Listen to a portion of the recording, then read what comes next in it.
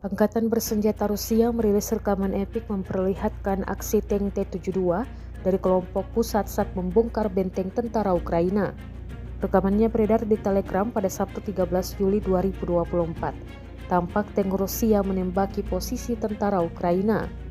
Dalam keterangan unggahan disebutkan tank Rusia tiba untuk melindungi kelompok penyerang yang seharusnya diantar oleh MTLB ke titik pendaratan. Namun saat menyerang, tank Rusia sempat mendapat serangan balik dari drone Ukraina. Meski digempur drone, tank tetap melaju dan melancarkan serangannya. Tank terus menjalankan misi tempurnya meski dihantam oleh drone.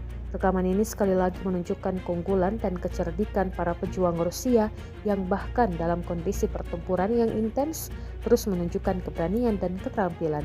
Jelas keterangan unggahan militer Rusia.